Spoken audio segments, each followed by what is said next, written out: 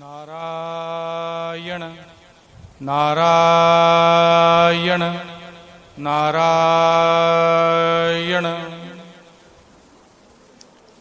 वागीशाद्यासु मनसा सर्वार्थानामुपक्रमे यं नत्वा कृतकृत्यास्युस्तं नमामि गजाननम्।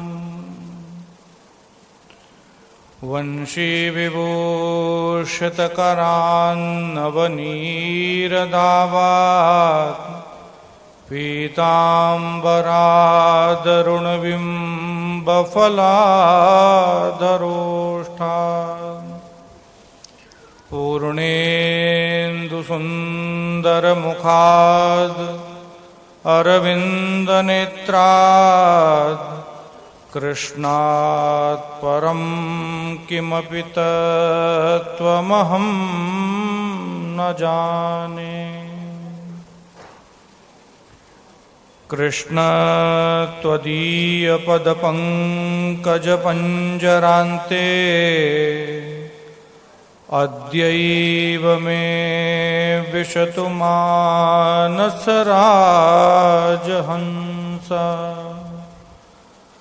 प्राणप्रयाणसमये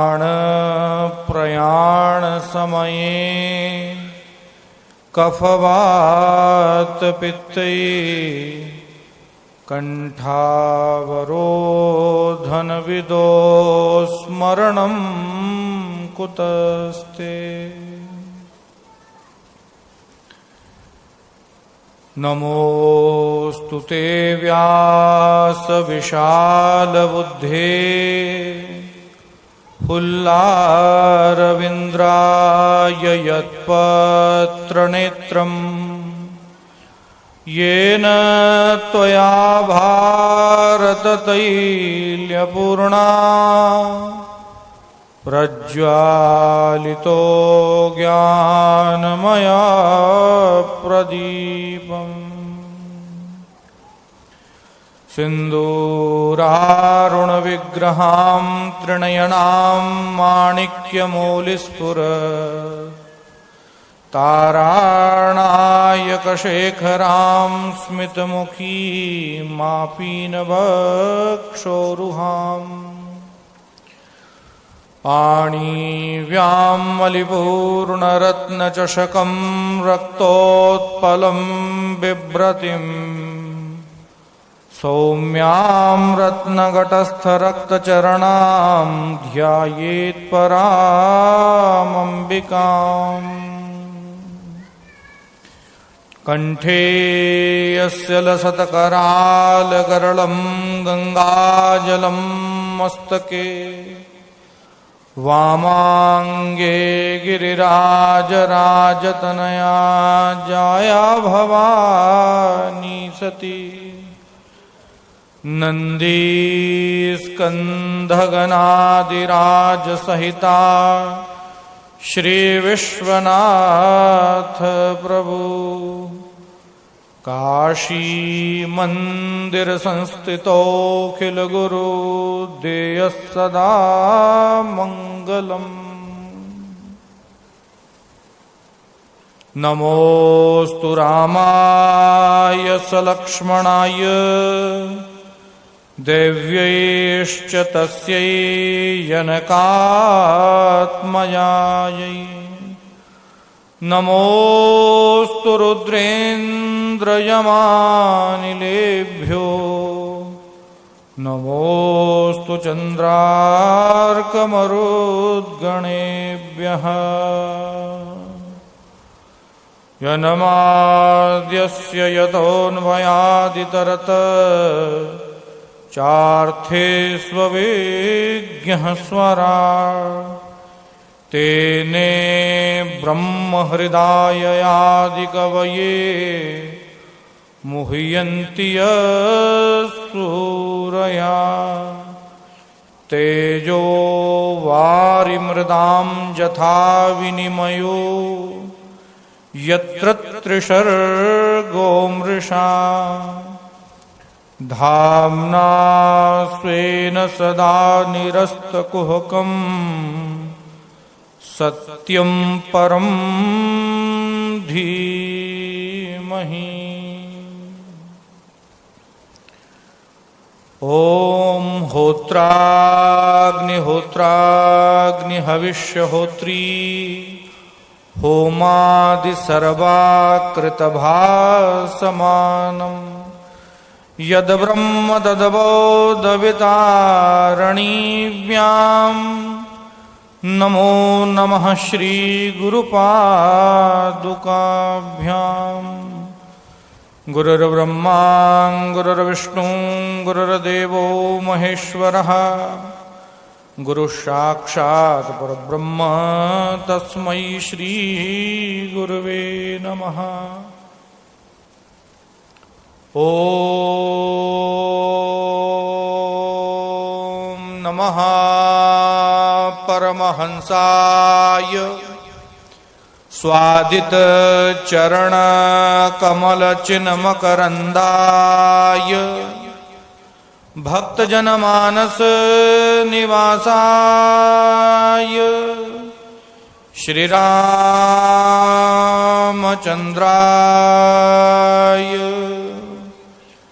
3 बार इस तारक मंत्र को पीछे पीछे दोहराइए। श्री राम जय जय राम।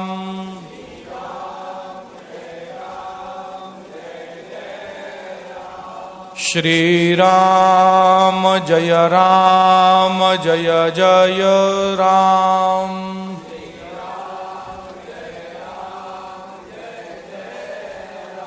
श्री राम जय जय राम। श्री राम जय जय राम।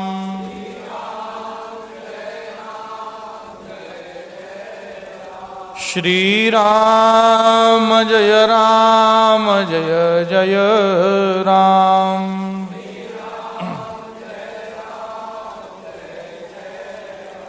श्री राम जय जय राम।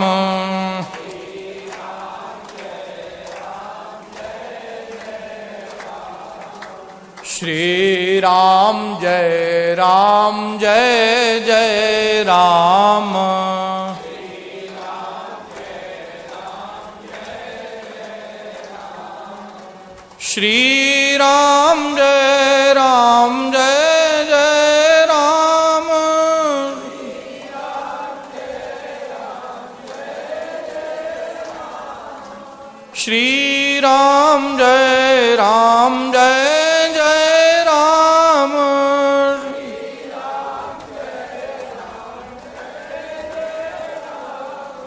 श्री राम जय जय राम।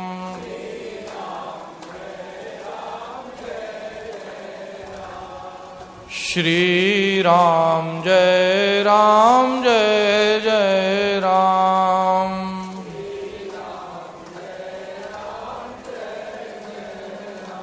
फलद्वारिकाधीश भगवान की, श्री रामचंद्र जी महाराज की, धर्म की अधर्म का प्राणियों में विश्व का, गौ माता की गौ हत्या सनातन धर्म की, गंगा मैया की, यमुना मैया की, बद्रीनाथ भगवान की, केदारेश्वर महादेव जी की।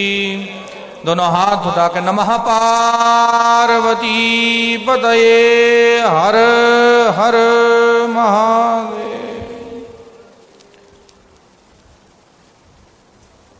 अनंत कोटि ब्रह्मांड नायक जगत नियंता जगदाधार जगदीश्वर अखिलेश्वर कारण करुणालय वरुणालय वक्त वांछित कल्पतरु भगवान श्री रामचंद्र जी की कृपा से इस धराधाम पर मेरा शरीर आया है, यानी मैं भगवान की कृपा से इस धराधाम पर विचर रहा हूं।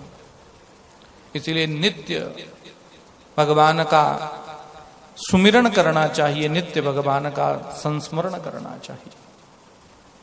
और नित्य यह देह जो भगवान ने हमें बड़ी कृपा से दी है, उनका शुक्रिया अदा भी करना चाहिए। इसलिए आज हम तृतीय दिवस के सत्र में गीता भवन के प्रांगण में मातृशक्ति भाई बंधु भक्त वृंद, दूर दूर देश भर के प्रांतों से पधारे हुए भक्तों श्रवण के माध्यम से अपने जीवन को कृतार्थ करने के लिए आप आए हैं। आप सभी के हृदय में विराजमान भगवान के श्री चरणों में अपना प्रणाम निवेदित करता हूं। कल के सत्र में चर्चा हुई थी इस मानव जीवन के दुर्लभ देह के बारे में कि कैसे भगवान ने अनेक प्रकार के हमारे ऊपर कृपा करके हमें यह मानव शरीर दिया है। मानव शरीर प्राप्त करके भगवान का नित्य अलग अलग माध्यमों से शास्त्र कहते हैं कि गुणानुवाद करना चाहिए, गुणगान गाना चाहिए। इसीलिए नित्य प्रति भगवान के स्वरूप का ध्यान करना चाहिए। और भगवान के स्वरूप कैसा है जिनका हम ध्यान करें। आस्था अलग अलग हो सकती है, देवता अलग अलग हो सकते हैं, परंतु जैसा कहा आकाशात पतितम तोयम यथा गच्छति सागरम सर्वदेव नमस्कृत्य केशवम प्रतिगच्छति। इसलिए जहां भी भगवान का देवालय दिखे, जहां भी भगवान का मंदिर हो, कोई प्रतिमा हो, कोई भगवत स्वरूप चिन्ह हो, तो हाथ जोड़ करके प्रणाम निवेदित कर देना चाहिए। अधिकार स्वरूप जिस प्रकार से उचित हो उस प्रकार से प्रणाम निवेदित करना चाहिए। मंदिरों के दर्शन करने मात्र से, भगवान की प्रतिमाओं के दर्शन करने से ही जीवन के पाप नष्ट हो जाते हैं। यह शरीर पाप का ही बना हुआ है। पाप ना होते तो हमारा जन्म ही ना होता। यानी जन्म जन्मांतरण के पाप शेष बचे हैं। इसीलिए उनकी स्वच्छता के लिए, उन पापों को साफ करने के लिए, धुलने के लिए यह मानव शरीर प्राप्त हुआ है। पशु पक्षी कीट पतंग अपना स्वरूप भान भी नहीं उनको होता है, वो चाह करके भी भगवान का भजन सत्संग और कर ही नहीं सकते। मनुष्य ही एक ऐसा है जो विवेक धारण करके थोड़ा ज्ञान रखता है और उस ज्ञान के स्वरूप से मुक्त होने की इच्छा करता है। इसीलिए हम भगवान कैसे हैं, किन भगवान का हम प्रणाम करें, किन भगवान की हम स्वरूप को मानते हैं, भगवान क्यों भगवान की भक्ति करना। अरे हम भी तो भगवान हैं, मैं भी तो भगवान का ही अंश हूं। फिर एक से दूसरे व्यक्ति की ही पूजा कर लेनी चाहिए। भगवान कौन होते हैं, कैसे होते हैं, कहां रहते हैं, कैसे दिखते हैं, क्या कार्य करते हैं, उनके स्वरूप का कोई वर्णन भी तो होगा। तो वैसे तो अनेक शास्त्रों में भगवान के स्वरूप का वर्णन किया है, परंतु भागवत कार ने मंगलाचरण में ही भगवान के कार्य स्वरूप और स्वभाव का परिचय दे दिया। क्या कहते हैं?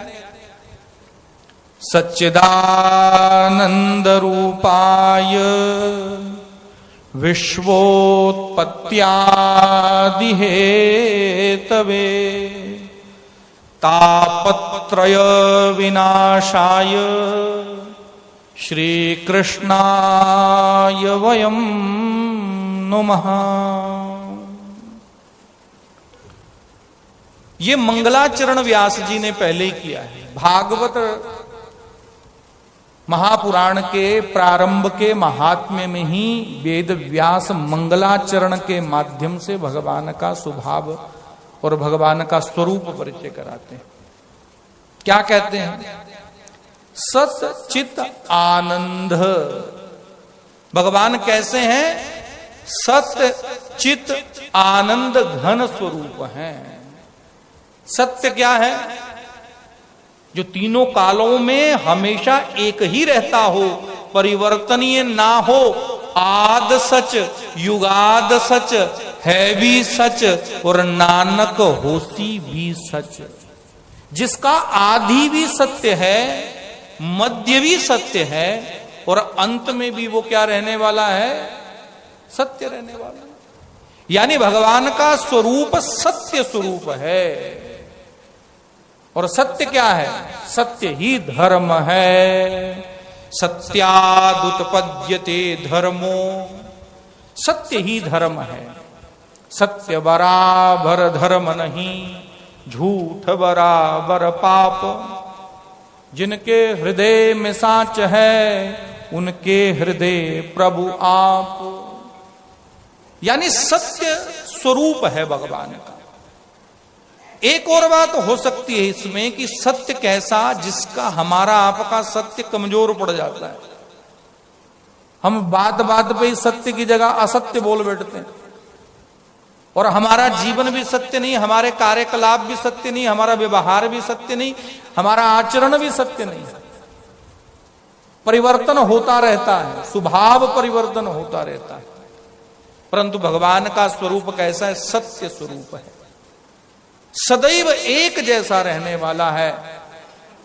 जब हम नहीं थे तब भी वह था और जब हम होंगे तब भी वो होगा और जब नहीं रहेंगे तब भी वो।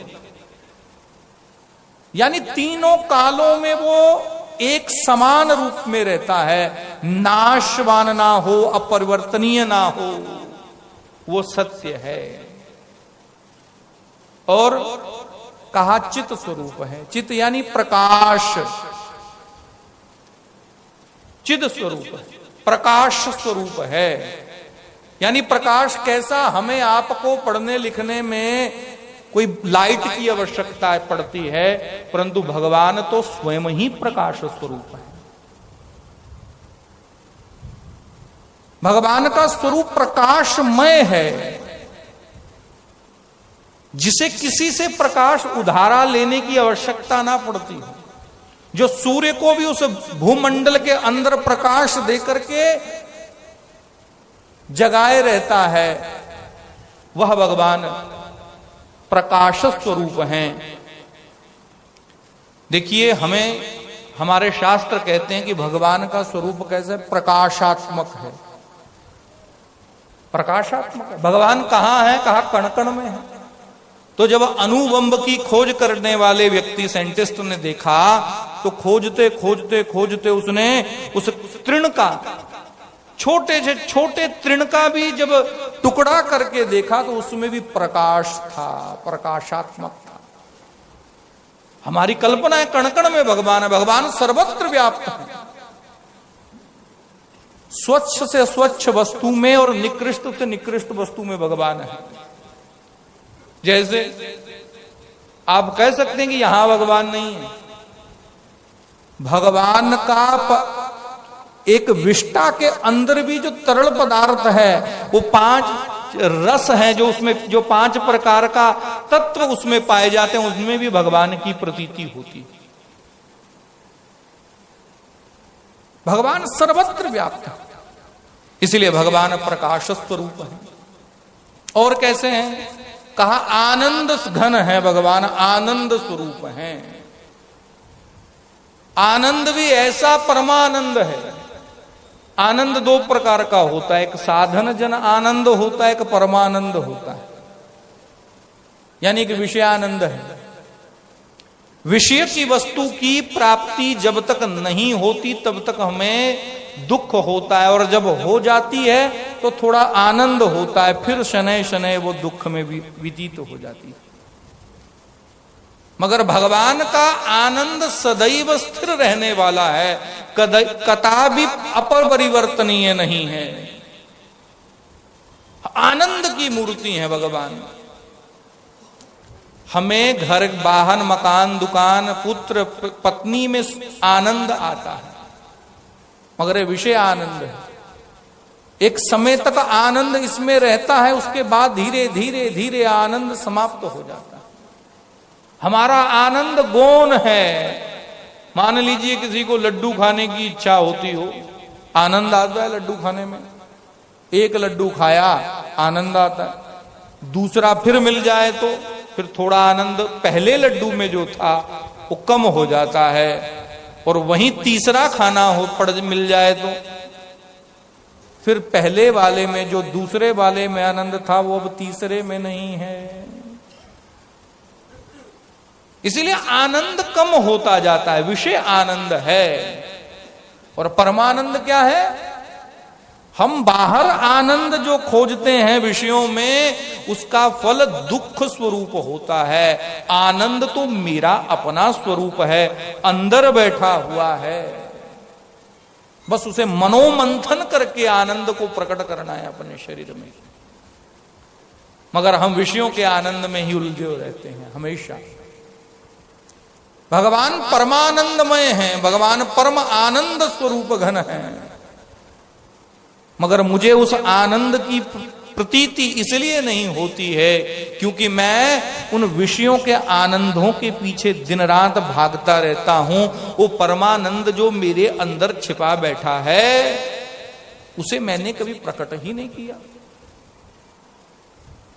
अगर विषयों में आनंद होता तो एक संत, एक योगी जिसके पास कुछ है ही नहीं, कपड़ा तक नहीं, मकान तक नहीं, एक कुटिया तक नहीं है, वो तो परमानंद में मग्न है। उसके आनंद की तो कोई सीमा ही नहीं है। इसीलिए जिसे हम सुख मान बैठे हैं वो सुख नहीं है, वो दुख स्वरूप है। आनंद तो भगवान ही है। इसलिए उस आनंद के पीछे पड़ना है जिससे मेरे अंदर भी वो आनंद प्रकट हो जाए। तो वह आनंद घन भगवान है। तो भगवान के तीन स्वरूप बताए, सत्य स्वरूप, प्रकाश स्वरूप और आनंद स्वरूप है। कहा ठीक है जी, करते क्या है? कहा विश्वोत्पत्त्यादि हेतवे, इस पूरे विश्व को बनाते हैं और पूरे विश्व को बिगाड़ भी देते हैं। अच्छा, फिर बनाते क्यों है? हमारे जैसे लोगों के साथ खेल हो जाता है। भगवान ने बनाया जी, लोग कहते हैं हम तो भगवान के पुतले हैं मिट्टी के। सुख दुख शोक मोह थोड़ा सा भी घर में आता है तो हमें बड़ा कष्ट होता है, थोड़ा प्रसन्न सुख आता है तो आनंद आ जाता है। और भगवान ने ये सुख सुख ही क्यों नहीं बनाया? भगवान ने दुख ही क्यों बना दिया? इसलिए भगवान ने विश्व बनाया तो पूरी सृष्टि को सुखमय ही कर देते, क्यों दुख इस जीवन में लाए? इसके बिना कार्य चलेगा नहीं। क्यों? क्योंकि जैसे एक खेलते हुए बालक को आनंद आता है, इस संसार को बनाने में भी भगवान को ऐसे ही आनंद आता है। जैसे रेत के टीले पर बैठ करके छोटा सा बालक खेल खेल में एक रेत के उस बालू में अपना घर बनाता है और खेल खेल में आनंद में उसको बना लेता है, फिर आनंद ही में ही तोड़ देता है। उसे बनाने में भी आनंद है, तोड़ने में भी उसे आनंद आता है। उसे कोई शोक रोष नहीं है उसको बनाने में। ऐसे ही भगवान ने यह विश्व को बनाते हैं और बिगाड़ देते हैं। इसलिए भगवान को कोई दोष नहीं होता है इसको करने में। तापत्रय विनाशाय, हमारे तीनों प्रकार के तापों का नाश करने वाले। तीन प्रकार के ताप कौन से? दैहिक दैविक भौतिक तापा, राम राज्य कबहू नहीं व्यापा। एक दैहिक ताप है, एक भौतिक ताप है, एक आध्यात्मिक ताप भी होता है। दैहिक ताप क्या है? जो देह से ही कोई रोग उत्पन्न हो जाता है शरीर के अंदर, खुजली, रोग, फिंसी, फोड़ा, ऑपरेशन आदि आदि अनेक प्रकार के कष्ट हमें प्राप्त हो जाते हैं। एक आदि दैविक ताप होता है जो हमें दूसरे द्वारा प्राप्त होता है, देवताओं ने दे दिया, अचानक कोई हमारे ऊपर अनहोनी आन पड़ी, ऐसा जो ताप है। और भौतिक ताप क्या है? सुख सुविधाओं के लिए दिन रात मरे जा रहे हैं, प्राप्त हो नहीं रही वस्तुएं, इसलिए वो भी हमें एक बड़ा दुख है। भौतिक प्रकार से भी हमें कष्ट होता है। एक भौतिक जगत की गाड़ी में बैठ करके जा रहे थे, एक्सीडेंट हो गया, शरीर को भी कष्ट, भौतिक वस्तु को भी कष्ट, मन को भी कष्ट। दूसरे के द्वारा दिया जाने वाला कष्ट भौतिक कष्ट, और अपने ही शरीर से जो निकलता है पाप, फिंसी, फोड़ा, जख्म, रोग, चमड़ी रोग इत्यादि जितने भी प्रकार के, घुटने नहीं चलते हैं, ये जो कष्ट हैं ये दैहिक रोग है। और कुछ देवताओं द्वारा दे दिए जाते हैं जो पाप कर्म से हमारे ऊपर आ जाते हैं। इन तीनों प्रकार के पापों का नाश करने वाले हैं भगवान। कौन है? कहा श्री कृष्णाय वयम नुमः। भगवान श्री कृष्ण हैं जिनको हम सब मिलकर के प्रणाम निवेदित करते हैं। ऐसे ही भगवान के स्वरूप का चिंतन हमेशा करते रहना चाहिए। इसीलिए हमारे यहां पर नवदा भक्ति की भी वार्ता आती है शास्त्रों में कि 9 प्रकार से भगवान का भजन करना चाहिए। और इसी उपदेश को भिलनी जी ने भी राम जी के मुख से सुना था, और यही उपदेश का व्याख्यान प्रहलाद जी ने अपने पिता के लिए भी किया है। 9 प्रकार की भक्ति में से किसी एक प्रकार की भक्ति का अपने हृदय में निध्यासन कर लेना, प्रगाढ़ कर लेना, तो निश्चित रूप से व्यक्ति मुक्त हो जाता है। किसी ना किसी प्रकार से भगवान के आश्रय का अवलंबन लेना मनुष्य का परम ध्येय है, परम कर्तव्य है। बिना भक्ति के जो कार्य नहीं हो सकता है, क्योंकि कलयुग चल रहा है। सतयुग के अंदर बात और थी, त्रेता में बात और थी, और द्वापर में बात और थी। कलयुग में तो केवल और केवल भक्ति ही है जो भगवान का साक्षात्कार कराने वाली है, सहज है। इसीलिए इस भक्ति के अंदर किसी का भी अधिकार है, ऐसा नहीं कह सकते स्त्री का नहीं है, पुरुष का नहीं है, इसका नहीं है, उसका नहीं है। पूर्ण अधिकार प्राप्त किया है भक्ति के पथ पर सभी व्यक्तियों ने। इसीलिए इन नवधा भक्तियों के अंदर जीवन को लाना चाहिए। देखिए, योग कलयुग में नहीं हो सकता है। कुछ लोग कसरत वगैरह जरूर करते हैं, आसन प्राणायाम जरूर करते हैं, करना चाहिए, थोड़ा रोग शांति हो जाती है, मगर वो जो योग तत्व से मुक्ति को प्राप्त करने की प्रक्रिया हमारे यहाँ सतयुग, द्वापर, त्रेता इत्यादि में चलती थी, वो कलयुग में नहीं है भाई। अगर बहुत बड़े योगी बनने की कोशिश करोगे तो आपका जीवन तो कलयुगी है, व्यवहार कलयुगी है, आहार कलयुगी है। इसलिए योग के चक्कर में निश्चित रोग कर बैठोगे, निश्चित शरीर में रोग हो जाएगा।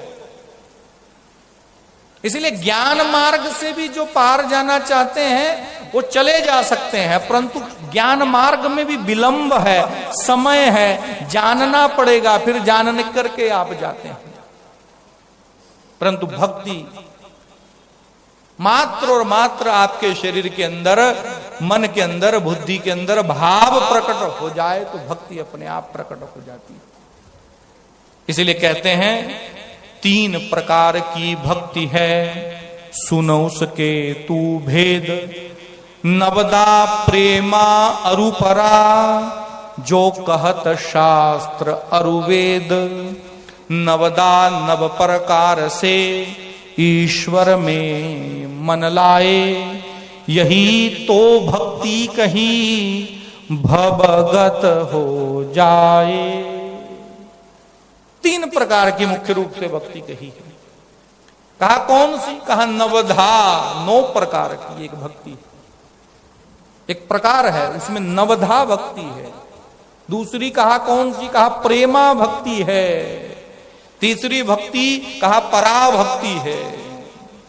तो नवधा भक्ति में क्या क्या है? श्रवणम कीर्तनम विष्णोः स्मरणम पादसेवनम अर्चनम वंदनम दास्यम साख्यात्मनिवेदनम। इसलिए श्रवण भक्ति जो है प्रथम भक्ति है। श्रवण के बाद कीर्तन भक्ति दूसरी भक्ति है। और तीसरी भक्ति जो है वो है स्मरण, भगवान के नाम का स्मरण करना, भगवान के मंत्र का स्मरण करना। और चौथी भक्ति पाद सेवन है। और अर्चन पांचवी भक्ति है। बंधन 6ठी भक्ति है। 7वीं दास्य भाव में चले जाना, यही 7वीं भक्ति है। 8वीं सखा भाव भगवान के साथ स्थापित कर लेना, यह 8वीं। और 9वीं आत्मनिवेदन, भगवान को आत्मसमर्पण कर देना है, यही भक्ति है। जो पहली भक्ति को जिन्होंने प्रगाढ़ किया है वो पहली भक्ति राजा परीक्षित, श्रवण भक्ति। सब जानते हैं कि राजा परीक्षित को जब 7 दिवसीय ब्राह्मण के बालक का श्राप लगा है तो राजपाठ का त्याग करके गंगा के पावन पुलीन तट पर आकर के विराजमान शुक्र ताल की धरती पर आ जाते हैं। एक वृक्ष के नीचे आकर के, अश्वत्थ के वृक्ष के नीचे बैठ जाते हैं। हजारों हजार ऋषियों का जमावड़ा लग जाता है। बड़े बड़े ऋषि, बड़े बड़े विमलात्मा, पुण्यात्मा, तपस्वी, मनस्वी, विद्वान साधुओं का जमावड़ा लगता है, क्योंकि राजा से आज पहली बार कोई अपराध हुआ है। राजा धर्मात्मा है परीक्षित, जीवन में कभी पाप नहीं किया। वो तो कलयुग का संग हो गया था, कलयुग मस्तिष्क में घुस गया था, इसीलिए एक पाप हो जाता है, ब्राह्मण का अपमान हो जाता है। और ब्राह्मण के अपमान के स्वरूप श्राप मिलता है, 7 दिन में मारे जाओगे, तक्षक नाग डस लेगा। इसलिए महाराज आकर के गंगा के पावन पुलीन तट पर विराजमान हो जाते हैं। और विराजमान होने के बाद बड़े बड़े ऋषियों ने आकर के पूछा, ऋषियों को, सारे ऋषि बैठे हैं, पूछा कि शीघ्रता से किसी को मरना हो, चाहे कोई मरने वाला हो, उसे क्या करना चाहिए?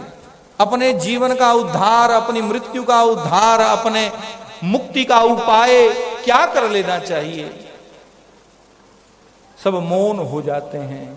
कोई योग कहता है, कोई तंत्र से, मंत्र से। इतने मार्ग के ऋषि लोग बैठे हैं, इसलिए आपस में ही कलह मच जाती है। कोई निर्णय सार्थक कहता नहीं है। तभी 16 वर्षीय छोटे से सुखदेव जी महाराज आ जाते हैं। और आकर के जैसे ही सभा मंडप में प्रवेश किया, बड़े बड़े ऋषि सारे उठ करके खड़े हो जाते हैं, प्रणाम निवेदित करते हैं और कहते हैं कि राजा परीक्षित, बस बस अब तुम्हारी मृत्यु का सुधार का समय आ गया है, अब तुम्हें मुक्त होने से कोई रोक नहीं सकता। छोटे से बालक को आता देख करके राजा परीक्षित ने देखा कि बड़े बड़े संत लोग, बड़े बड़े महात्मा लोग खड़े होकर के प्रणाम निवेदित कर रहे हैं। इसलिए राजा खड़ा हो जाता है, दंडवत प्रणाम करता है, एक ऊंचे सिंहासन पर लाकर के बिठा देते हैं, स्वयं नीचे चरणों में बैठ जाते हैं और एक ही बात कहते हैं, शीघ्रता से मरना हो, मरने वाले व्यक्ति को क्या करना चाहिए। इसीलिए वहां पर जो धर्म का निरूपण किया वो श्रीमद् भागवत महापुराण के दिव्य कथा को, कथामृत को पान कराया है। श्रवण कराया है राजा परीक्षित को, जिसके फलस्वरूप वह 7 दिवस के बाद इस मृत्यु के ऊपर विजय प्राप्त करके मुक्ति को प्राप्त हो जाते हैं। श्रवण करा करके, क्योंकि बिना श्रवण के कोई वस्तु का ज्ञान हो ही नहीं सकता। इसलिए हमारे यहां वेदों को श्रुति कहा है। श्रुति, श्रूयते इति श्रुति, जो सुन करके प्राप्त होती है वही श्रुति।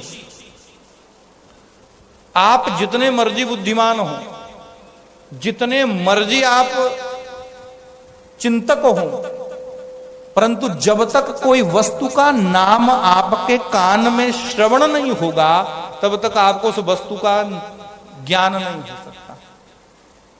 श्रवण का बड़ा महत्व है। ये मेरे सामने एक माइक रखा हुआ है, ये माइक है, जब तक ये माइक शब्द आपके कान में नहीं जाएगा तब तक आप कैसे ज्ञान कर लोगे कि ये माइक होता है।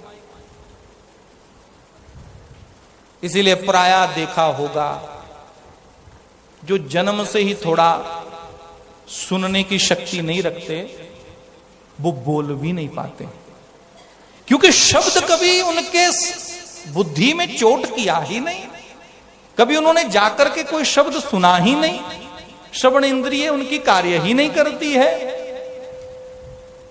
इसीलिए बोलेंगे क्या, जब सुनेंगे तब ही तो कुछ बोल पाएंगे।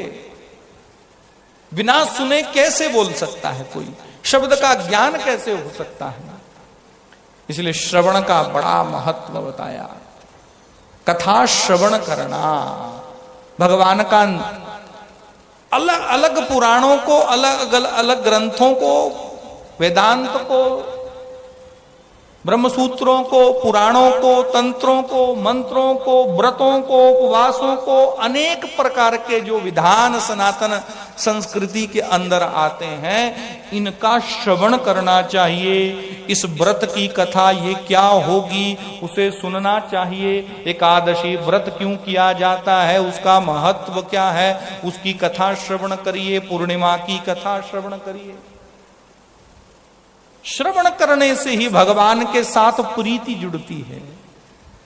जब तक श्रवण नहीं करेंगे तब तक भगवान का स्वरूप का परिचय कैसे होगा। सुखदेव जी जब निर्गुण ब्रह्म की समाधि में बैठे हुए थे तो वो छोटे छोटे बालकों ने आकर के श्लोक ही तो सुनाया था, और जैसे ही सुना, कान में जैसे ही शब्द गए, समाधि टूट जाती है सुखदेव जी की।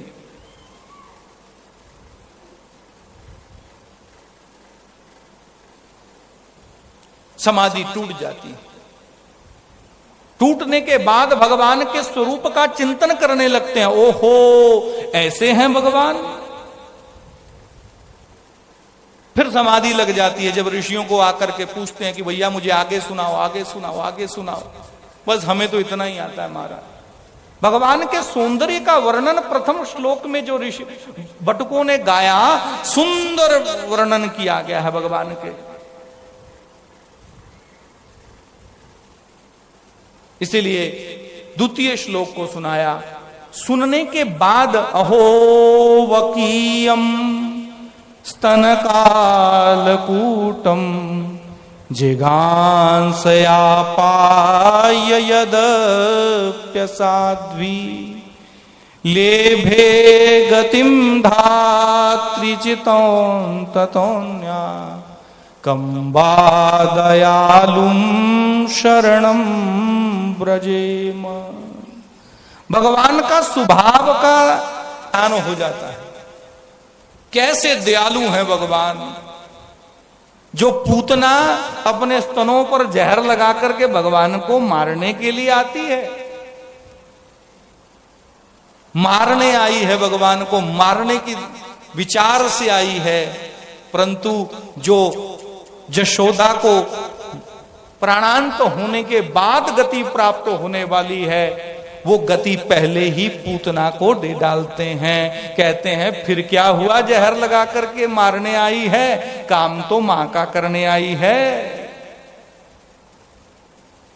इसलिए भगवान का स्वरूप परिचय होता है।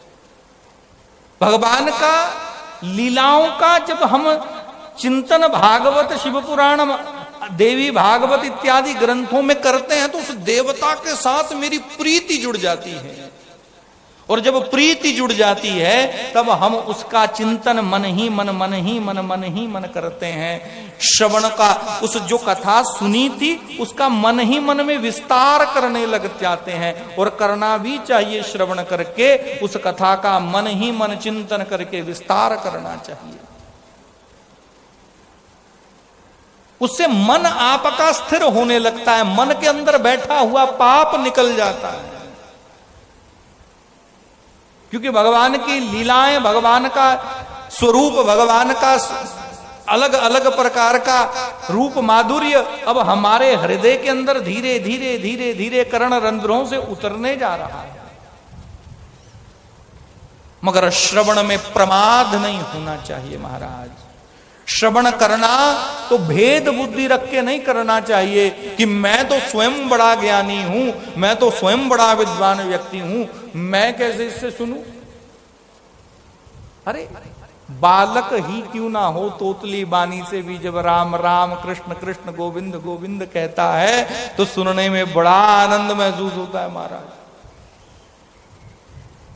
छोटे बालक से भी कोई अच्छी शिक्षा प्रदत्त बात सुनने को प्राप्त हो जाए तो उसे अपना लेना चाहिए।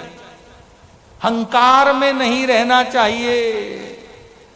हंकार में अगर श्रवण हुआ तो वो श्रवण, ये दो कान जो श्रवण इंद्रियां दिए हैं ना, वो नीचे नहीं उतरेगी, इधर से जाएगा उधर से निकल जाएगा, नीचे उतरेगा ही नहीं। क्योंकि हमारे अंदर पहले ही बड़ा अहंकार है, पहले ही बड़ा गुमान है मुझे कि मैं बड़ा विद्वान हूं, मैं बड़ा कुशल हूं, मैं बड़े बड़े लोगों को जानता हूं, मैं बड़े बड़े लोगों को सुना हूं। नहीं काम चल पाएगा। भगवान की कथा, भगवान का चिंतन, भगवान की लीलाओं का रसस्वादन कराने वाला व्यक्ति अगर आपके कर्णेंद्रिय स्वच्छ नहीं होंगे तो वह ज्ञान टिकने वाला नहीं है, झड़ करके बाहर निकल जाएगा।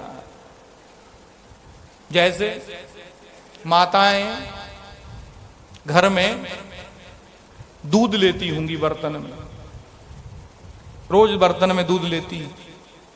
अब वो दूध लेती हैं, अगर पुराने दिन का दूध का थोड़ा सा भी अंश उस बर्तन में रह गया और फिर उसमें दूध डाला, चाहे विकार फटा हुआ दूध का थोड़ा भी उसमें रह जाए, तो फिर उसमें नया दूध ले लिया जाए तो क्या होगा?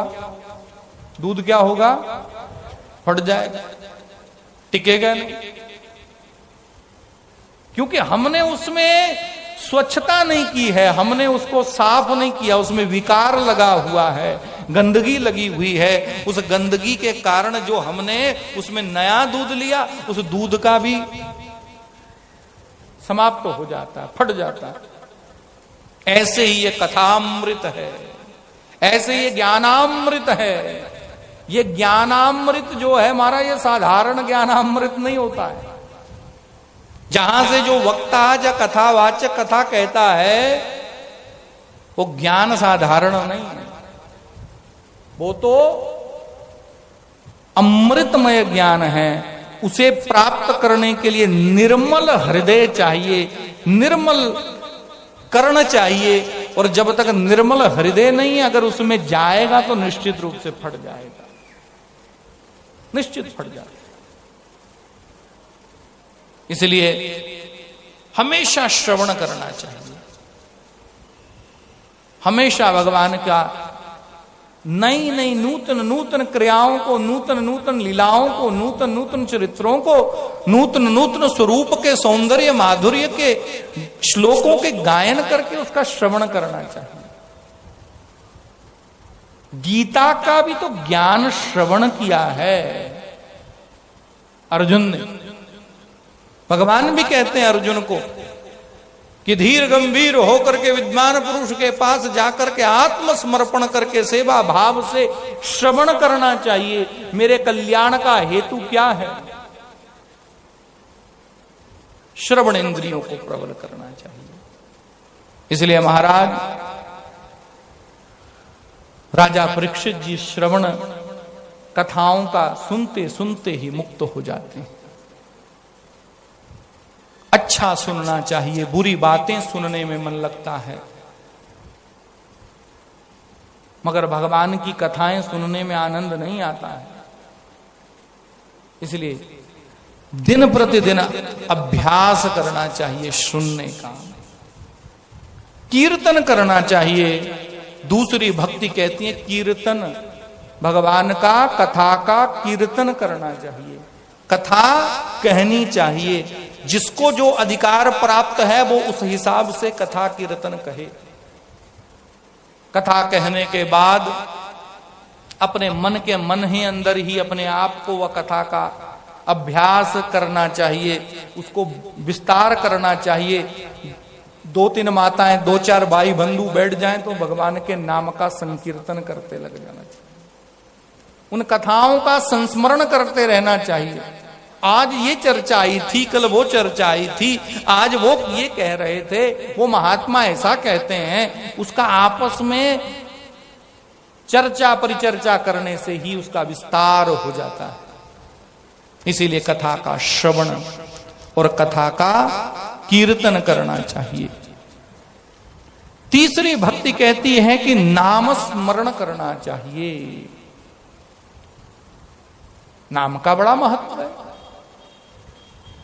ये कलिकाल के अंदर जो काम यज्ञ से, पूजा से, पाठ से, यज्ञ से, व्रत से, दान से नहीं होने वाला है, वो कलयुग में काम केवल नाम जाप करने से ही होने वाला है। इसलिए तुलसी बाबा ने भी कहा है, कलयुग केवल नाम धारा, सुमिर सुमिर नर उतरहि पारा। भगवान के नाम का सुमिरण करना चाहिए। किसी एक नाम के ऊपर अपनी प्रीति, अपनी रीति, अपना मन, अपना स्वभाव टिका लीजिए और उसी गोविंद के, उसी राम के, उसी कृष्ण के, उसी गो नटवर नागर नंदा के, चक्रपाणी के, भगवान का किसी एक नाम का सहारा लेकर के उसका हर दिन अहरनिहर्ष भगवान का नाम जाप करना चाहिए। अब जप भी 2 प्रकार का है। मंत्र जाप मम दृढ़ विश्वास। मंत्र जाप यानी कि नाम जाप 21,600 बार यह जीवा निरंतर श्वास चलता रहता है, चलता रहता है, चलता रहता है।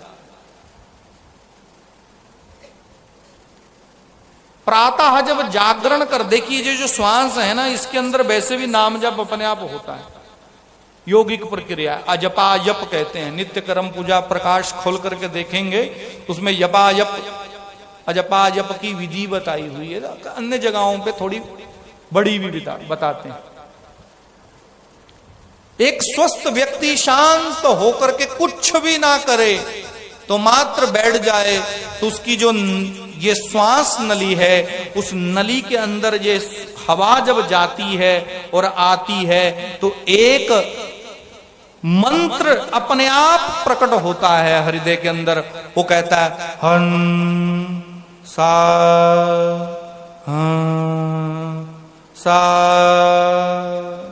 इसका ध्यान करना चाहिए धीरे धीरे। हंसा नाम गायत्री, ये गायत्री का ही एक रूप है जो 21,600 बार हमारे अंदर निरंतर चलता रहता है। इसीलिए प्रातः जब जागरण करते हैं तो जागरण से पहले ही, मतलब जागरण करते ही, सूर्योदय से पहले ही इस मंत्र का मन ही मन संकल्प करना होता है कि जपा जप गायत्री का जो मैंने पूर्व दिन में जप किया है भगवान को समर्पित करता हूं और अगले दिन की शुरुआत मैं जपा जप से प्रारंभ करता हूं।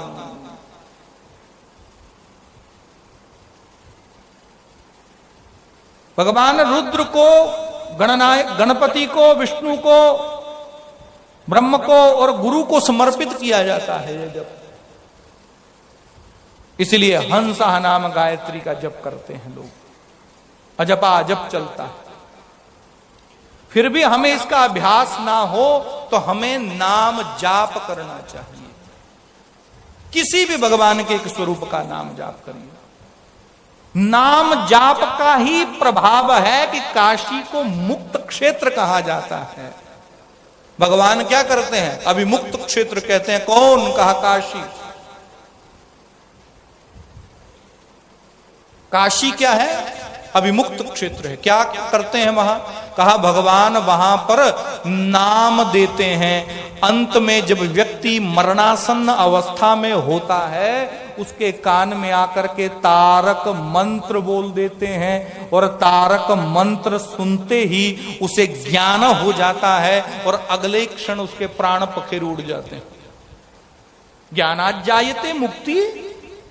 कुछ लोग कहते हैं कि काशी में मरने से मुक्ति कैसे होती है? क्या कोई जिंदगी भर पाप कर्म किया हो और अंत में काशी जाकर के प्राण निकल जाएं तो मुक्त हो जाएगा? कहा निश्चित हो जाएगा। कहा फिर तो दुनिया पाप करने लग जाएगी। भैया काशी जाएंगे, मर जाएंगे, मुक्त हो जाएंगे। काहे नाम जपना, काहे व्रत करना, काहे यज्ञ, काहे पूजा, काहे पाठ? वो मरने के बाद की गति है। यहां जीवन जीते जीते मुक्त हो जाना है, जीवन मुक्त कहते हैं। काशी में जब भगवान विश्वनाथ मरणासन्न व्यक्ति के कान में मंत्र कहते हैं तो पीछे के जितने भी पाप क्यों ना हो तुरंत भस्मीभूत हो जाते हैं, भस्म बन जाते हैं। व्यक्ति पूरा स्वच्छ निर्मल हो जाता है, ज्ञान प्राप्त हो जाता है और जैसे ही ज्ञान का लेस भी उसके साथ संस्पर्श करता है अगले ही क्षण उसकी मृत्यु हो जाती है और ज्ञानाज्जायते मुक्ति ही। जिसे ज्ञान प्राप्त हो गया उसके शेष पाप समाप्त हो जाते हैं। इसी जन्म के नहीं, जन्म जन्मांतरण के, कल्प कल्पांतरण के, पिछले अनेक नहीं करोड़ों जन्मों के पाप ही क्यों ना हो वो सारे समाप्त हो जाते हैं। इसलिए कहा अयोध्या, मथुरा, माया, काशी, कांची, अवंतिका, ये जो सप्त पुरियां बताई हैं मोक्षदायिनी हैं, इनमें मरने के बाद मुक्ति नहीं होती, सीधे बंदा काशी जन्म लेता है और काशी में मरने से मुक्त हो जाता है। काश्याम मरणान्न मुक्ति। मगर वहां प्रभाव भी नाम का ही है महाराज। भगवान शंकर तारक मंत्र कान में आकर के बताते हैं। क्या कहते हैं? क्या वाला, कौन सा मंत्र बताते हैं? हाँ जी, राम तारक मंत्र को कहा है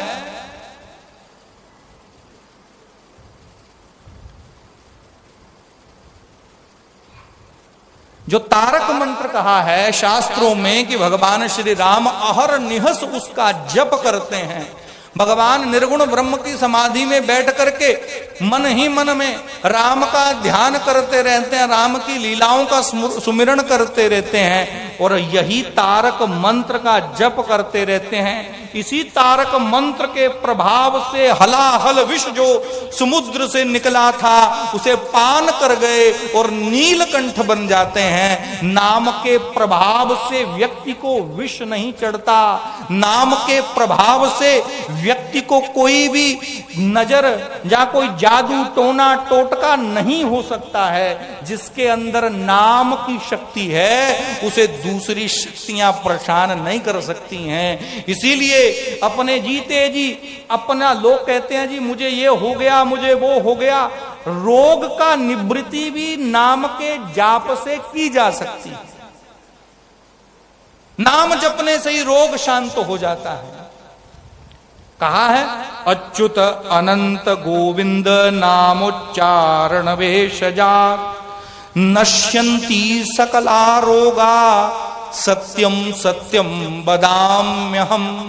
धन्वंतरी भगवान जब समुद्र में से अमृत का कलश लेकर के निकलते हैं। और जब अमृत के कलश को उन्होंने काशी के अंदर वो मृत्युंजय मठ के कुएं में डाल दिया, सारी औषधियों को अमृत सहित उसमें विसर्जन कर दिया, यानी उसमें डाल देते हैं, तब एक श्लोक का उच्चारण करते हैं, अच्युत अनंत गोविंद नामोच्चारण भेषजात।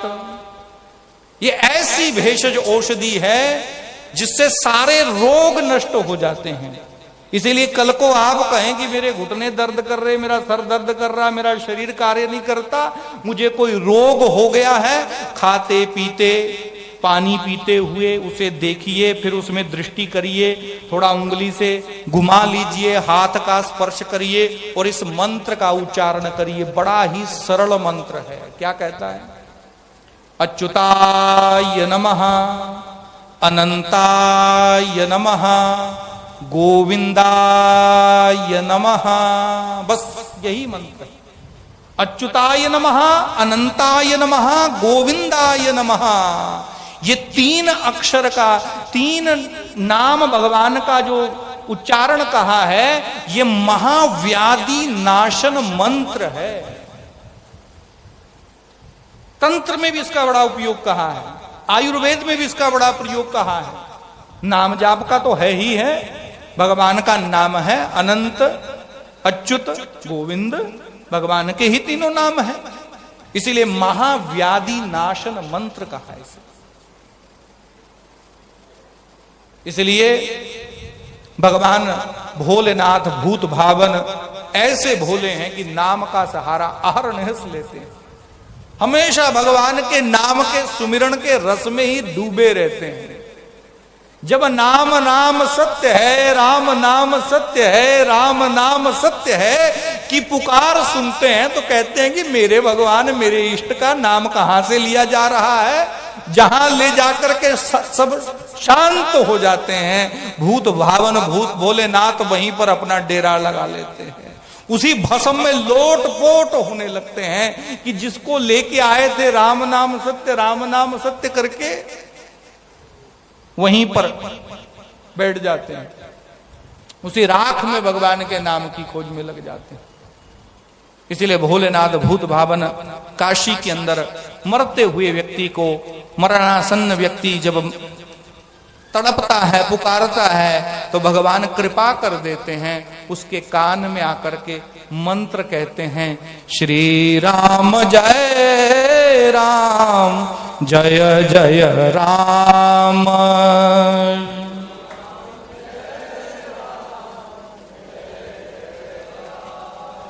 श्री राम जय राम, जय जय राम,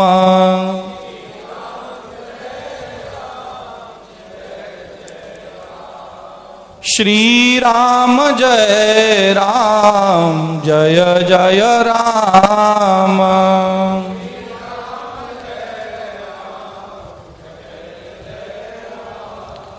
श्री राम जय राम, जय जय राम।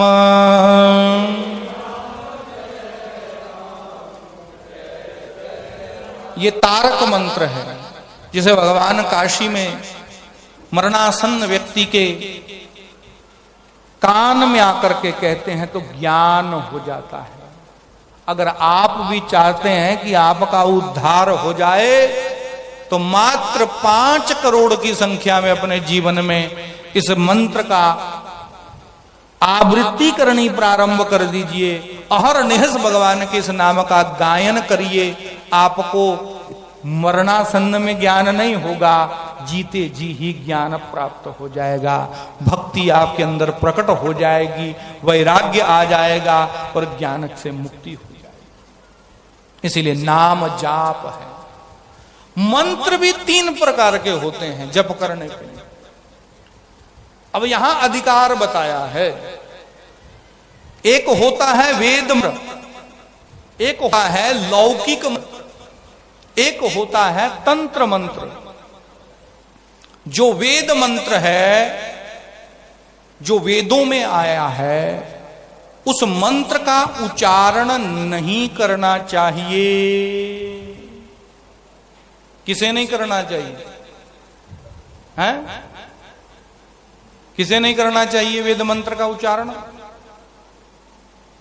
भागवत में ही आता है, स्त्री शूद्र द्विजबंधूनाम त्रैणाश्रुति गोचरा। स्त्रियों को वेद मंत्र उच्चारण नहीं करना चाहिए। कुछ माताएं गायत्री मंत्र अपने बच्चों को भी दोहराती हैं, अपने भी गाती हैं। महामृत्युंजय कर लेती हूं जी, ये वाला मंत्र कर लेती हूं जी। वेद के किसी भी मंत्र का उच्चारण स्त्री को नहीं करना चाहिए, श्रवण कर सकती है।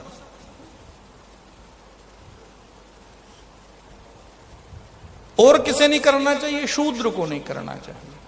और किसे नहीं करना चाहिए? कहा कि द्विज बंधु नाम, ब्राह्मण को भी नहीं करना चाहिए, क्षत्रिय को भी नहीं करना चाहिए, और वैश्य को भी नहीं करना चाहिए। तो कहा फिर किसे करना चाहिए जब सबको ही तो आपने रोक दिया? भाई स्त्री नहीं करेगी, शूद्र भी नहीं करेगा, ब्राह्मण भी नहीं करेगा, क्षत्रिय भी नहीं करेगा, वैश्य भी नहीं करेगा, तो कौन करेगा? कहा कि जो ये कहा द्विज बंधु नाम त्रैणाम श्रुति गोचरा। द्विज कहते हैं ब्राह्मण, क्षत्रिय और वैश्य को। द्विजन्मा इति द्विजः, जिसके दो जन्म होते हैं उसे द्विज कहते हैं। दो जन्म क्या? एक तो मां की गर्भ से होता है, सबका ही होता है। दूसरा यज्ञोपवीत संस्कार जिस दिन हो जाता है उस दिन दूसरा जन्म मानना चाहिए। जिस दिन जनेऊ संस्कार होता है उस दिन दूसरा संस्कार होता है, दूसरा जन्म होता है। ब्राह्मण, क्षत्रिय और वैश्य, इन तीनों को यज्ञोपवीत धारण करने का आज्ञा शास्त्र देता है। बंधु शब्द जोड़ दिया जहां पर, जिस ब्राह्मण ने, जिस क्षत्रिय ने, जिस वैश्य ने जनेऊ नहीं पहना है उसे भी वेद मंत्र कहने का कोई अधिकार नहीं है। यानी वेद मंत्र वही बोल सकता है। वेद मंत्र के लिए बड़ी पवित्रता चाहिए, बड़ी शुभता चाहिए। गायत्री का निध्यासन करने वाला होना चाहिए, संध्या बंदन करने वाला होना चाहिए, स्वच्छ पवित्रता से रहने वाला होना चाहिए और संस्कारवान होना चाहिए। इसीलिए उसे वेद मंत्र बोलना चाहिए बड़ी पवित्रता से। एक जगह पर बैठ करके शुद्ध आसन पर स्नान करके अन्न खाए बिना उस मंत्र का जप करना चाहिए। अन्न खाने के बाद उस मंत्र की बहुत ज्यादा प्रशस्ति नहीं बताई। अन्न खाने से पहले पहले वेद मंत्र का जाप कर लेना चाहिए। इसलिए ब्रह्म मुहूर्ते उठ करके गायत्री का लोग जप करते हैं, मृत्युंजय महामृत्युंजय का जप करते हैं। इसलिए वेद मंत्रों का अधिकार ब्राह्मणों को, क्षत्रियों को, वैश्यों को दिया जो यज्ञोपवीत धारी हैं, उन्हीं के लिए। अब दूसरा आता है लौकिक मंत्र। तो लौकिक मंत्र कौन से हैं? जैसे श्लोक इत्यादि। हम अनेक मंत्र जानते हैं भगवान के नाम के श्लोकों का जो पाठ करना है वो लौकिक मंत्र है। जैसे लौकिक मंत्र में क्या आएगा? ओम नमः शिवाय, ओम नमो भगवते वासुदेवाय। है तो लौकिक, परंतु ये भी वेद मंत्र जैसा है। इसके आगे ओम लगा है। अब इसे भी स्त्री को नहीं लेना चाहिए। तो स्त्री क्या करे? कहा इसी मंत्र को उल्टा कर करके ले। भगवते वासुदेवाय नमः, शिवाय नमः, शिवाय नमः, भगवते वासुदेवाय नमः। यानी वेद मंत्र ना लेकर के उसका तांत्रिक विधि का मंत्र जप करना, यह मंत्र भी उतना ही शक्तिशाली, उतना ही कार्य करता है जितना वेद मंत्र करता है। वेद मंत्र के साथ एक कंडीशन लगी हुई है, अधिकार लगा हुआ है, उस अधिकार से लेना है। और जिसके साथ नहीं लगा है उसको वैसे लेना है। कुछ तांत्रिक मंत्र होते हैं जैसे ऐं ह्रीं क्लीं चामुंडा यही विच्चे, अनेक बीज मंत्र हैं, लाखों बीज मंत्र हैं। इन बीज मंत्रों में स्त्री का, शूद्र का और ब्राह्मण का पूर्ण अधिकार है। स्त्रियां जप सकती हैं, प्रणव नहीं लगाना चाहिए आगे। ओम नाम का प्रणव जो है वो प्रणव नहीं बोलना चाहिए माताओं को, ना ही किसी मंत्र के आगे लगाना चाहिए। इसीलिए भगवान का नाम जप करिए। भगवान के मंत्र किसी ने अगर दिया है गुरु जी ने, उसका भी जप करिए, परंतु मंत्र अधिकार से दिया जाता है। अधिकार यानी जिस अवस्था में मैं हूं वैसा ही देना चाहिए।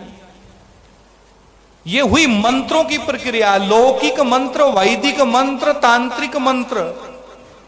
और नाम जाप, नाम जाप के लिए तो कोई भी समय असमय भाव कुभाव अलख अलसाहु, नाम जपत दिस मंगल माहू। खाते पीते उड़ते बैठते सोते जब मर्जी भगवान का नाम लीजिए। नाम सुमिरण में कोई बंधन नहीं, कोई जाति का बंधन नहीं, कोई रूप का बंधन नहीं, कोई रंग का बंधन नहीं है महाराज। भगवान सबको अधिकार देते हैं, सब पर कृपा करते हैं। ऐसा नहीं कि ब्राह्मण पर ज्यादा करते हैं तो शूद्र पे कम करते हैं, इस अमीर पे ज्यादा करते हैं तो गरीब पे कम करते हैं। नहीं, भगवान सब पर बराबर रूप में प्रेम रखते हैं। ऐसा नहीं है, भगवान मात्र भक्ति पर प्रसन्न होने वाले हैं।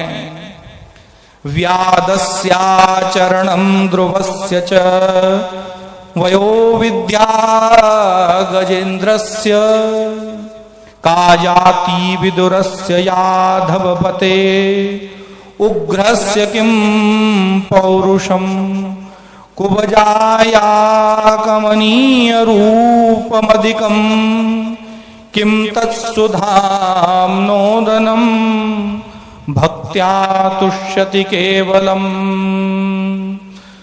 न च गुणैर्भक्ति प्रियो माधवा। देखिए, जैसे भी आप हैं, जैसा भी स्वभाव, जैसा रंग, जैसा रूप, जैसी जाति, जैसी कुजाति, जैसी अवस्था, बस आज से भगवान का नाम जप करना प्रारंभ कर दीजिए। भगवान आपका रूप, रंग, धन, अमीर, जाति पाति कुछ नहीं देखते। ये तो मात्र मनुष्य देखते हैं और मनुष्य व्यवहार में चलती है। ईश्वर में कोई भेद नहीं है। इसीलिए कहते हैं व्याध जो था, जो भगवान को मारने आया था, उसका क्या आचरण था? शिकार खेलता था, फिर भी भगवान उसे प्राप्त हुए कि नहीं हुए? ध्रुव तो छोटा सा बालक था, बड़ा नहीं था। बालक ने भी जब भगवान को पुकारा है तो भगवान प्रकट हो जाते हैं। और गजेंद्र तो महाराज मनुष्य ही नहीं था, गजेंद्र तो पशु था, फिर भी भगवान पे समर्पित होकर के उस पीड़ा से त्रस्त होकर के पुकार करता है तो भगवान प्रकट हो जाते हैं। और विदुर की क्या जाति थी? विदुर तो दासी पुत्र थे। दासी पुत्र के यहां भी भगवान ने छिलके खाए हैं महाराज। शाक शाक तो छोड़ दी, छिलके छिलके खा गए। और उग्रसेन का राज्य छीन चुका था भगवान ने। अगर उसके अंदर बल होता तो स्वयं जीत जाता, मगर भगवान पुनः उग्रसेन को उसका राज्य सिंहासन लौटाते। इसलिए कुब्जा सुंदर नहीं थी, कुब्जा भी बड़ी कुरूप, मगर मन की बड़ी निर्मल थी। इसलिए भगवान उस पर ही रीझ जाते हैं। सुदामा के पास धन नहीं था महाराज, सुदामा पर भी भगवान रीझ जाते हैं। और ऐसे ही भगवान मात्र आपके गुण के अंदर रीझते हैं, आपके भोले स्वभाव पर रीझते हैं, आपकी मन की निर्मलता पर शुद्ध रीझ जाते हैं। आपके क्रंधन पुकार जब आप करते हैं, सर्वंश का दान कर देते हैं, प्रेम के पीड़ा में आप जब तड़पने लग जाते हैं तो भगवान आपको प्राप्त हो जाते हैं। मगर हम भगवान से प्रीति तो करते हैं, मगर प्रीति हमारी महाराज बड़ी प्रगाढ़ सी नहीं है, प्रीति में हमारा कोई बहुत ज्यादा झुकाव नहीं है। कैसी प्रीति करते हैं भगवान से? जैसे नई विवाही हुई लड़की, पिता उसका संबंध कर देता है पुरुष के साथ और विवाह कर देता है, लाखों करोड़ों हजारों रुपए खर्च करता है, खूब उसे सोना चांदी आभूषण बर्तन सामग्री भेंट करता है, सदा सजा धजा करके हजारों लोगों का निमंत्रण दे करके पिता अपनी पुत्री का विवाह करता है। और जब पुत्री विदा हो रही होती है तो पिता के आंचल में आकर के बार बार रुदन करती है, पिताजी मुझे मत भेजिए, मुझे मत भेजिए, मैं यहीं रहना चाहती हूं, मैं यहीं रहना चाहती हूं, आप मुझे मत भेजो, मत भेजो।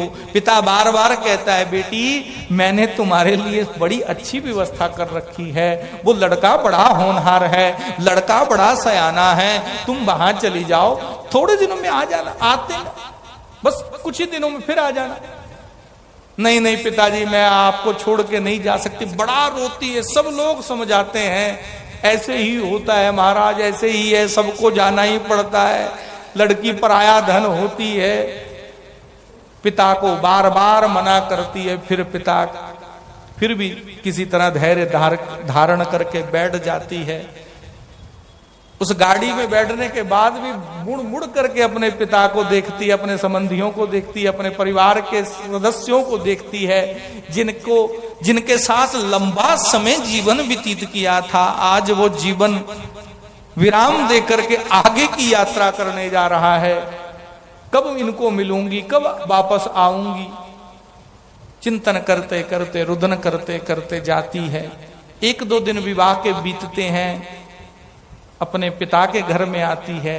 पिता कहते हैं, बेटी वहां सब कुछ ठीक है, तुम्हें अच्छा लगा, घर बाहर मकान, तुम्हारे पति का स्वभाव? जी पिताजी ठीक है, मगर मेरा मन आज भी आपके पास है, आपके घर पे है, इसी घर में मेरा मन लगता है। अरे तुम यहाँ ही, तुम्हारा घर है, कभी भी आ जाना, कभी भी आना, तुम्हें यहाँ निमंत्रण देने की आवश्यकता थोड़ी है, तुम जब मन करे तब चली आओ, जब इच्छा हो तब चली आओ। ऐसा करती है, वापस चली जाती है।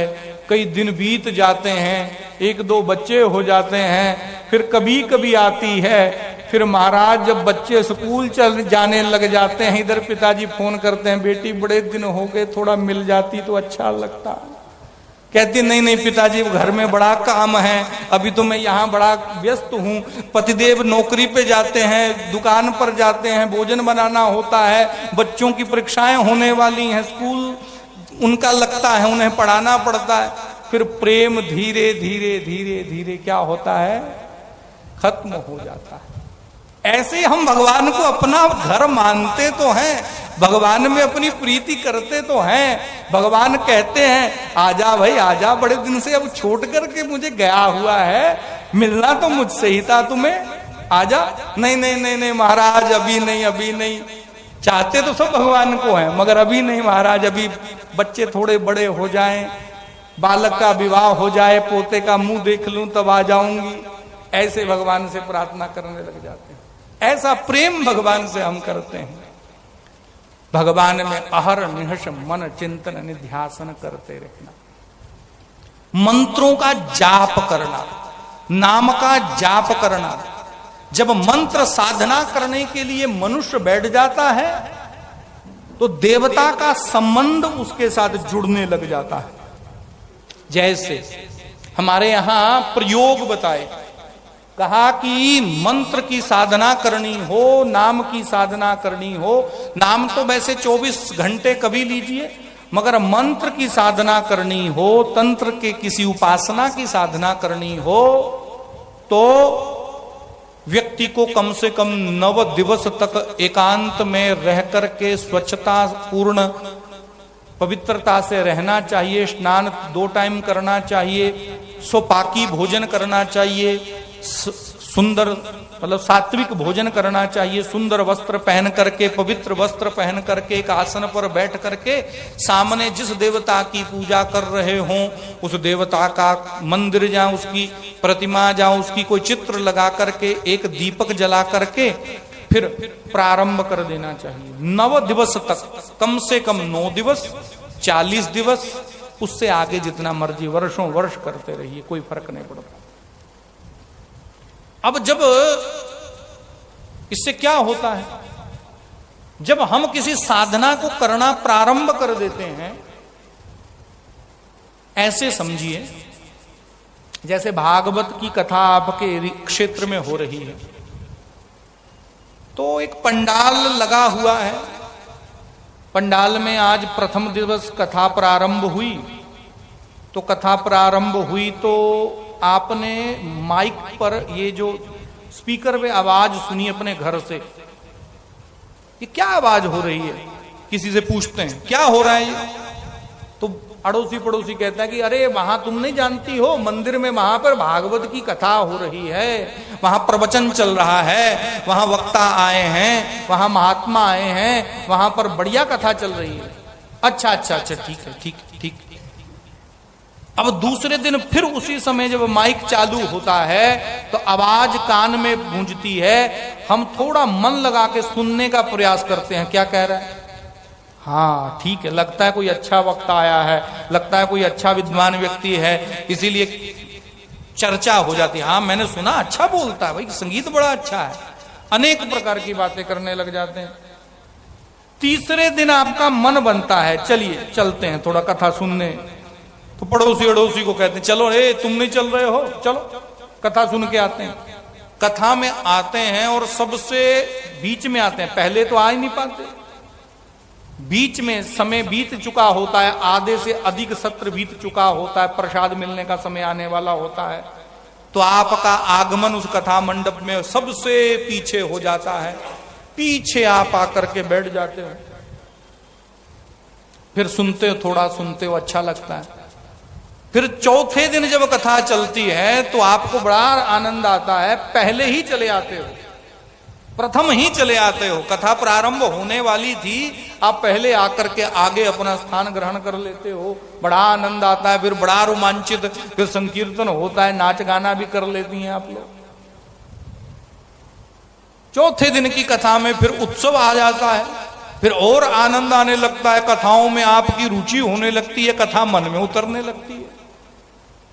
ऐसे ही 5वें 6ठे दिन आनंद लेकर के नाचते गाते, कुछ दान दक्षिणा देते हुए प्रसन्न हो जाते हैं, लास्ट में बड़ा खुश होते हैं, तो अपने घर से कोई सामग्री ला करके उस वक्ता को देते हैं, कुछ दक्षिणा समर्पण करते हैं और बड़े प्रसन्न हो जाते हैं, धन्य हो गए महाराज कथा श्रवण करके। ऐसे ही जब कोई साधक साधना में बैठता है तो यह साधना की बात उसके उपास्य देवता के उस लोक में पहुंच जाती है कि कोई व्यक्ति किसी स्थान पर बैठ करके साधना करना प्रारंभ कर रहा है, तो देवता के कान, जो उसका इष्ट देवता है, उसे पता चलता है हाँ ठीक कोई कर रहा है। पहले दिन इतना ही। दूसरे दिन जब कथा वो फिर से बैठ जाता है ठीक समय पर, तो देवता आ जाता है, दूर से खड़ा होकर के देवता देखता, करता क्या है ये, विधि ना या विध हिंसा, ये विधि से कर रहा है या शास्त्र विधि मुत्सृज्य वर्तते काम कारकई न च सिद्धिम अवापनोति न सुखम न पराम गतिम, ये जो साधना कर रहा है मेरी, ये विधि से कर रहा है कि मनमाने तरीके से ही कर रहा है, बस अलूल जुलूल जैसा मन है वैसा ही कर रहा है। जब उसे पता ज्ञान होता है देवता को कि नहीं यार विधि से करता है, या अच्छे से कर रहा है, नियम पूर्वक कर रहा है, व्रत धारण करके कर रहा है, तो ठीक।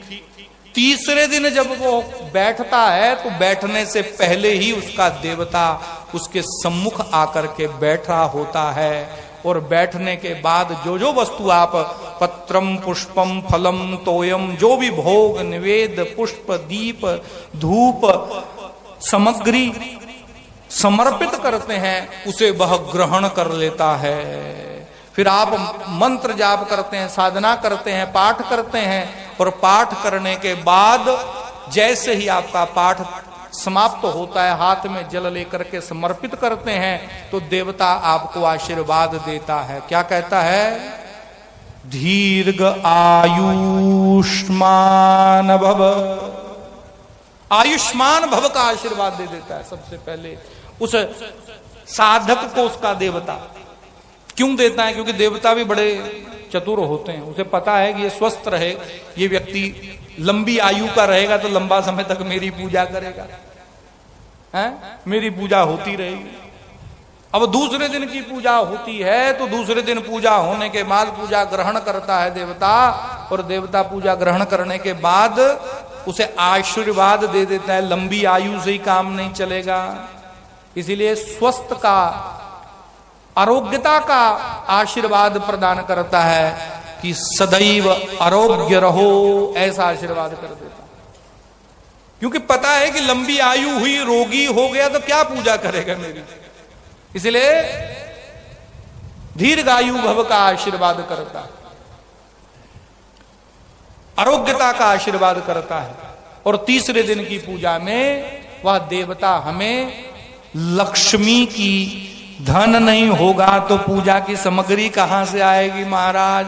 इसीलिए पूजन की सामग्री भी बनी बनाए चकीचक मिलती रहे, इसीलिए वह देवता आकर के लक्ष्मीपति का आशीर्वाद करता है, लक्ष्मीवान बनने का आशीर्वाद प्राप्त करता है। ऐसे ही क्रमांक के अनुसार जो जो भावनाएं, जो जो मन में अभिलाषित इच्छाएं होती हैं, वो इच्छाओं के फलस्वरूप हमें वह देवता हमें आशीर्वाद प्रदान करता रहता है। इसीलिए मंत्र जाप करना चाहिए, विधि सम्मत पूजन करना चाहिए, भगवान का पाद सेवन करना चाहिए, भगवान के चरणों की सेवा, गुरु के चरणों की सेवा करते रहना चाहिए। यह भक्ति कही है, चतुर्थ भक्ति। इसीलिए हमेशा मन में एक चिंतन रखो, कथा का श्रवण करना है, मुझे कथा का विस्तार मन ही मन में करना है। दो लोग बैठ जाए तो एक कहानी का, कविता का, कथा के रूप में उसे व्याख्यान कर देना है, विस्तार कर देना है, प्रश्न कर देना है, और भगवान के नाम का अहरनिहष सुमिरन करना है, भगवान के नाम का जाप करना है। विविध प्रकार के मंत्रों के जाप हमारे अंदर जब होते रहते हैं, अभिलाषित वस्तुएं तो प्रदान होती ही हैं, कालांतरण में हमें मोक्ष भी प्राप्त हो जाता है। इसीलिए अधिकार रूप से मंत्र का आपको जो बताया उसी प्रकार से जप करना है, अनाधिकार चेष्टाएं नहीं करनी है। इसीलिए शास्त्र भी कहता है, यह शास्त्र विधि मुत्सृज्य वर्तते काम कारकई न च सिद्धिम अवापनोति न सुखम न पराम गतिम।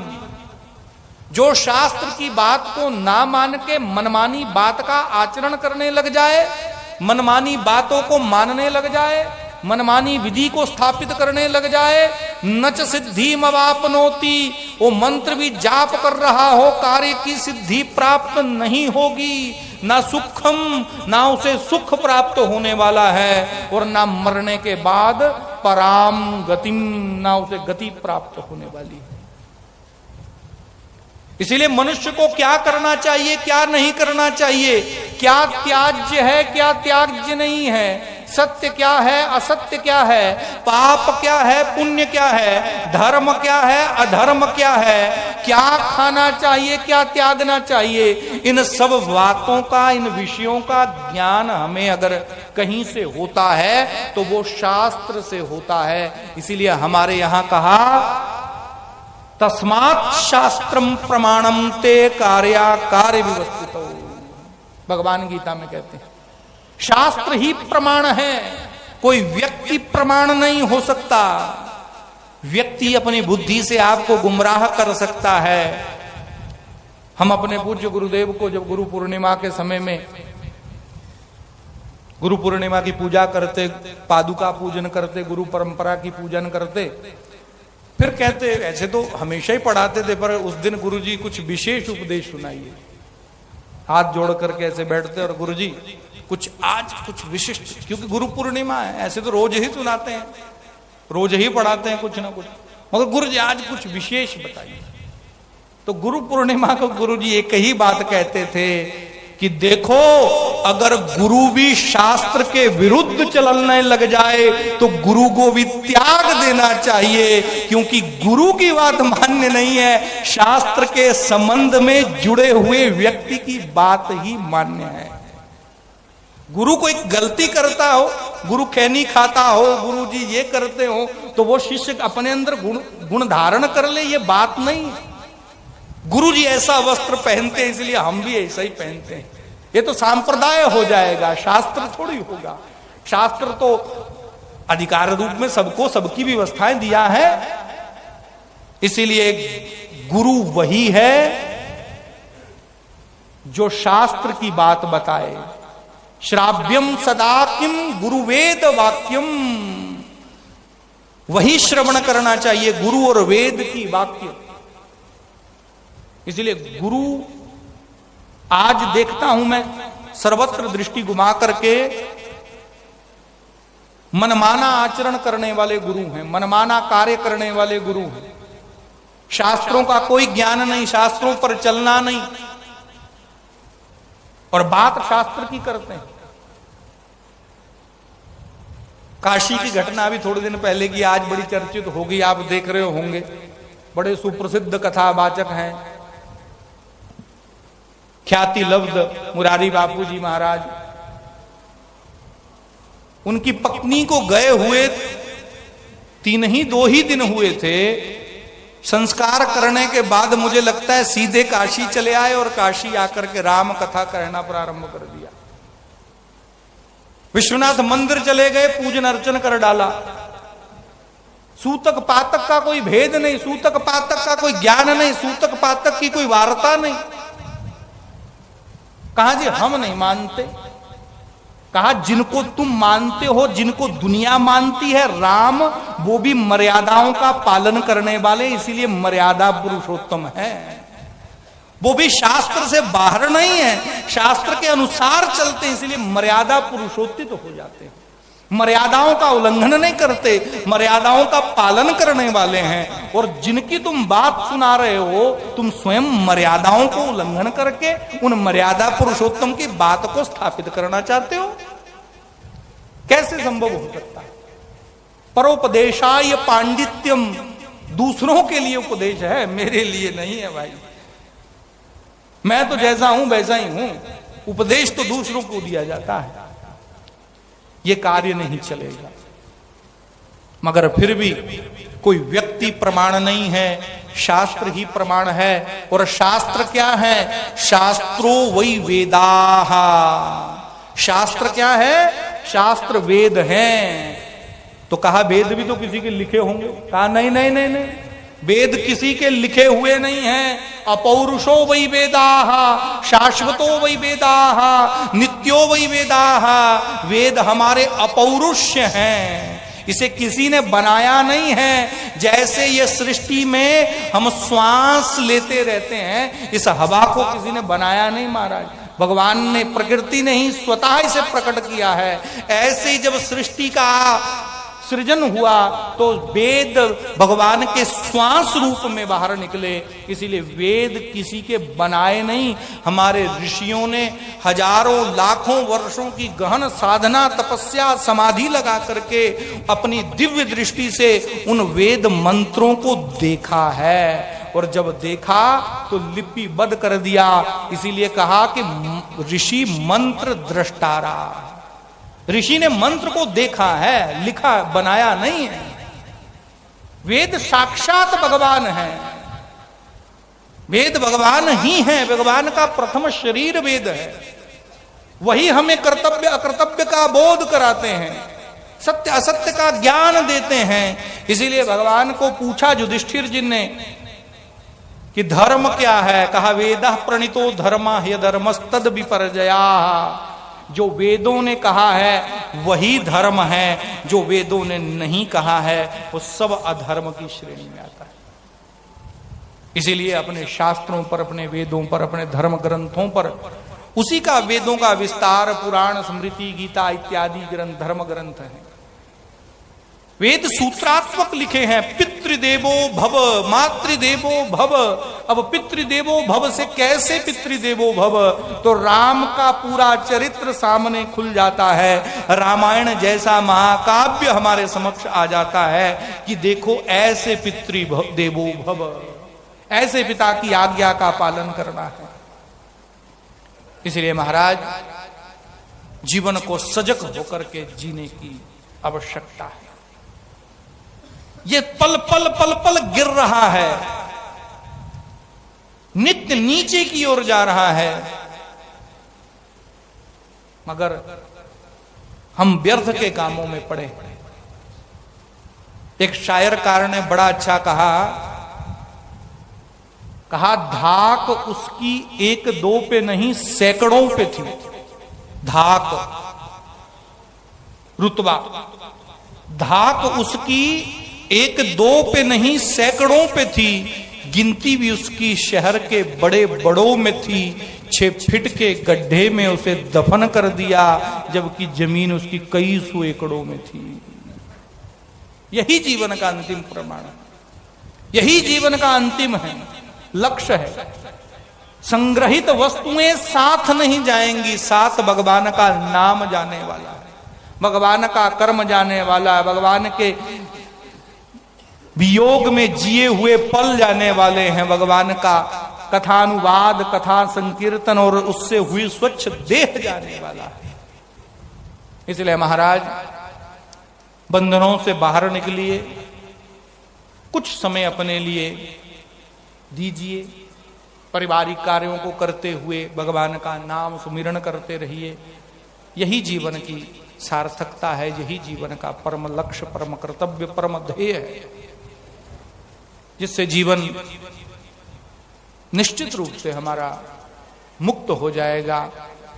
शनय शनय व्यक्ति को अपने आप अपने हृदय के अंदर प्रतीति होने लगती है कि मैं कुछ परिवर्तित हो रहा हूं, कुछ मेरे अंदर नवीनता आ रही है, कुछ बुराइयां मेरे अंदर से छट रही हैं, कुछ मैं जो द्वंद्वों में फंसा हुआ था, जो राग में फंसा हुआ था, जो ममता के बंधन मुझे बार बार परेशान करते थे, अब नाम जप कर रहा हूं, अब कथा श्रवण कर रहा हूं, अब भगवान का दर्शन कर रहा हूं, तो धीरे धीरे अब ये ठीक होते जा रहे हैं। अब मेरा बंधन मुझे लगता है कि मुक्त हो रहा है। जब मुक्त होने का ऐसा मन में भाव उमड़ आए तो समझ लेना कि भक्ति की गति अब ठीक दिशा में चल रही है।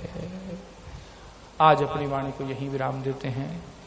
श्री राम जय राम, जय जय राम।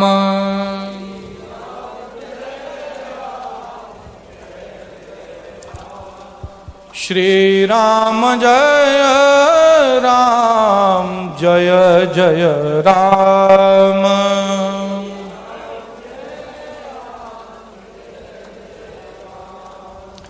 श्री राम जय राम, जय जय राम।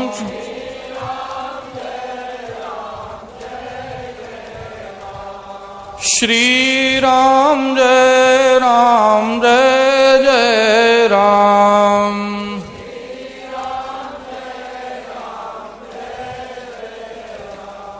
श्री राम जय राम, जय जय राम।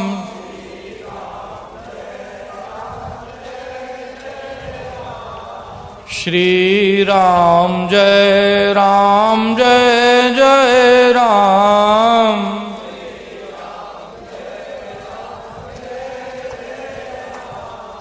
श्री राम जय राम, जय जय राम।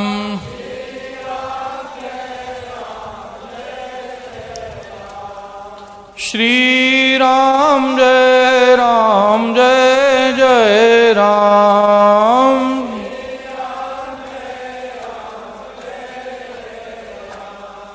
श्री राम जय जय राम, श्री राम जय जय राम।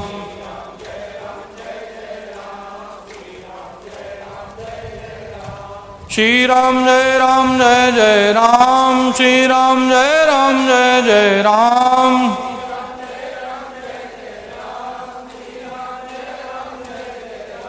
श्री राम जय जय राम, श्री राम जय जय राम।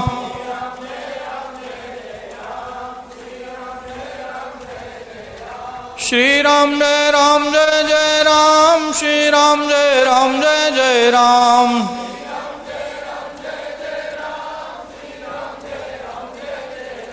श्री राम जय जय राम, श्री राम जय जय राम।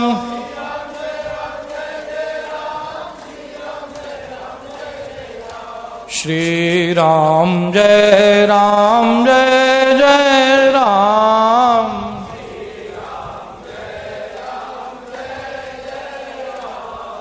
श्री राम जय जय राम।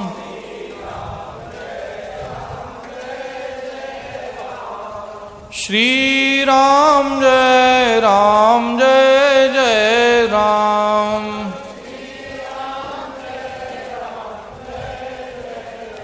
बोल सियावर रामचंद्र भगवान की, अवध बिहारी लाल की, द्वारिकाधीश भगवान की। धर्म की अधर्म का प्राणियों में विश्व का, गौ माता की गौ हत्या, गंगा मैया की, जमुना मैया की, हनुमान जी महाराज की। दोनों हाथ उठाकर नमः पार्वती।